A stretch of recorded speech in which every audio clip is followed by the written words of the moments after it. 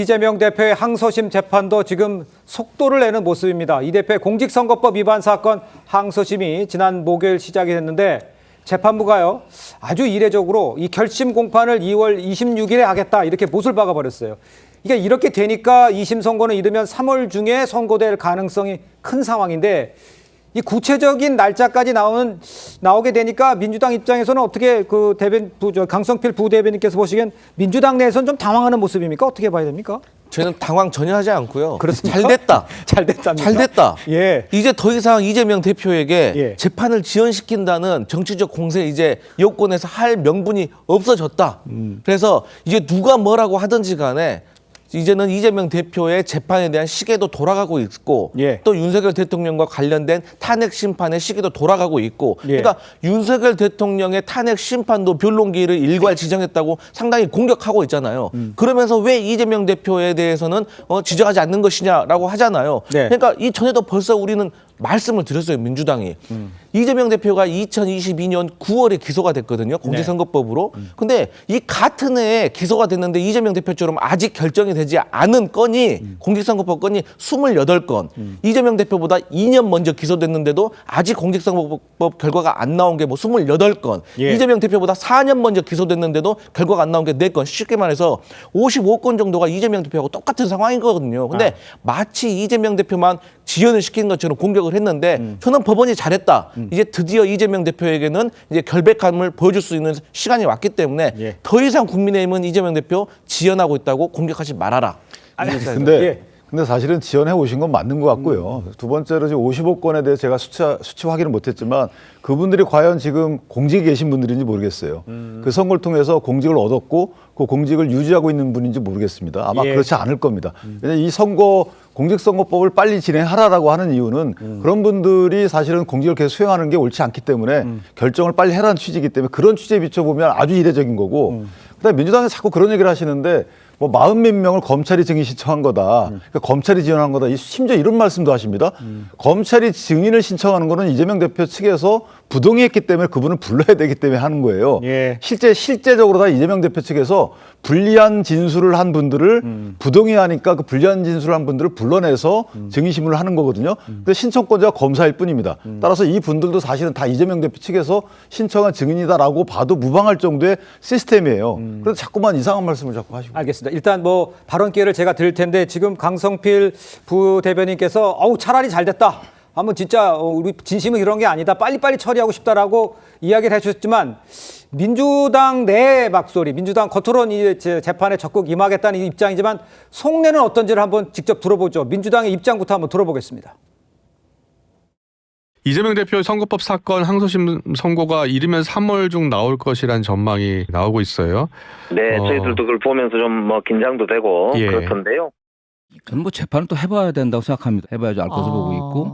3월 26일은 좀 바트다고 생각하세요? 1심에서 제가 보기에는 조금 입증이 부족하지 않았냐고 하는 판단을 많이 했기 때문에 한 달은 좀 촉박하다고 보시는 거군요. 한 달 안에 그런 걸 다 증인을 다 신문 마치고 하는 건 쉽지 않아 보이죠. 한 달 만에 촉박하다고 보는데 어떻게 보십니까? 아니 어제 그저께 민주당이 대통령 탄핵 심판은 한 달 안에 이제 충분히 끝난다. 뭐 2월 말에 뭐 기일이 잡혀서 선고할 것이다. 그런 말씀을 하셨는데 대통령을 파면할지 안 할지를 결정하는 그런 중대한 재판은 한 달 안에 충분히 끝난다고 하는데 네. 이재명 대표의 이 사건은 1심에서 2년이 넘게 그동안 다 국민들이 다 이거 사실관계 하나하나를 알 정도로 그런 재판이지 않습니까? 그런데 이것이 뭐 한 달에는 부족하다라고 하는 것을 과연 어떤 국민이 납득을 하실까? 그리고 이 사건이 워낙 이재명 대표께서 재판을 많이 받으시다 보니까 국민들께서 이제 헷갈리셔서 제가 이 얘기 나올 때마다 한 번씩 다시 한번 설명을 올리는데 이 사건은 단순히 선거법을 뭐 단순한 조항을 위반한 사건이 아닙니다. 네.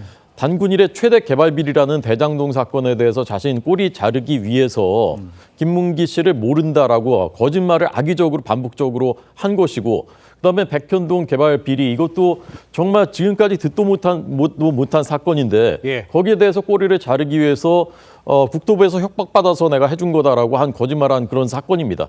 이것이 공직윤리와 직결되는 것이고 앞으로 혹시 있을지 모를 조기 대선에 정말 후보 자격이 되는가를 국민들이 판단하시는 그런 사건인데 예. 1심에서는 이미 유죄가 됐습니다. 그런데 이제 결백을 입증하실 좋은 기회라고 하시는데 사실은 이렇게 막 뭐 국선 변호인 할 정도로 미루고 서류 안 받고 해가지고 한 달이나 늦어졌지 않습니까? 선거법의 강행 규정 2월 15일까지는 해야 되는 건데 이미 3월 말이 되니까 한 달 넘게 늦춘 거예요. 이걸 통해서. 네. 그런데 결국 그 결과가 어쨌건 3월에 나오게 됐으니까 그 결과 국민들께서 보시고 판단하실 거라 생각합니다. 알겠습니다. 일단 이제 민주당에서는요, 이번 재판 관련해서 윤 대통령 탄핵 심판은 한 달이면 가능하다고 이렇게 말을 했었는데 이 대표 2심 재판은 한 달이 무리다 이렇게 얘기한 것 때문에 하니까 이게 좀 내로남불 아니냐 이런 이야기를 지금 하고 있는 것 같아요. 그런데 아까 말씀드렸지만 맞닥뜨려서 빨리 결정을 내자 우리는 뒤로 미루지 않는다 이렇게 얘기를 하셨지만 항소심 재판에서는 증인 13명을 신청했어요. 그러니까 받아들여지지 않았고요. 그다음에 언어학자를 불러서 의견을 물어보자. 이것도 안 된다고 얘기했어요. 이런 것들은 늘리려고 하다가 안 된 상황이다라고 볼 수 있는 거 아니에요? 그러니까 저렇게 이재명 대표가 재판을 지연시키려구나 하고 마음 먹고 보면은 네. 어떤 행동 하나하나가 다 좋게 보이겠습니까? 근데 결론은요. 예. 중요한 게 아무리 뭐 이재명 대표가 뭐 연장을 지연을 시키려고 하든 증인을 신청하든 그런 건 다 재판부에서 판단을 해가지고 예.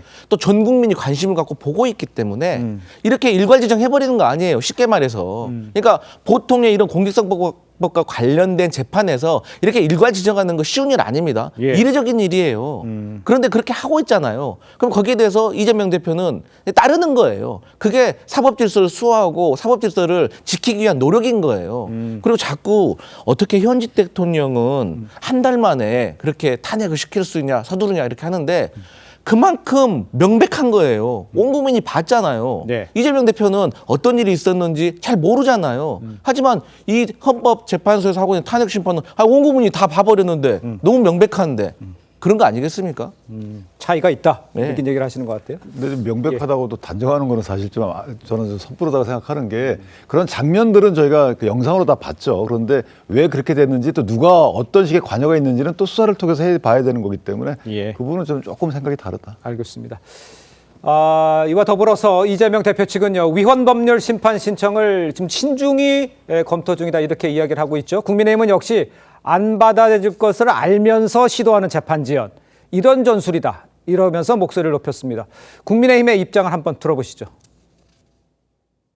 변호사를 자주 교체하면서 재판을 미루는 방법, 기일을 변경하는 것, 갑자기 뭐 바쁜 일이 생겼다는 식이죠. 재판부에 대한 기피 신청, 판사 탄핵, 위헌법률 심판 제청, 증인 무더기 신청입니다. 이거를 가진 걸 다 쓰고 있어요.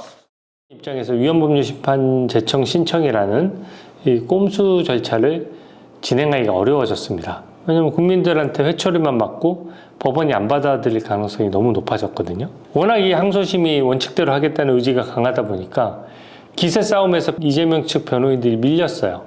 한마디로 검찰의 완승, 그리고 재판부의 균형 잡힌 시각, 그리고 법상 3개월을 지키기 위한 재판부의 노력을 저는 좀 높이 사주고 싶습니다. 우리 호 대변인께서는 어떻게 부연 설명해 주시겠습니까? 그러니까 빨리 이제 그 3월 안에 예. 결론을 내려야 되는 것이고요.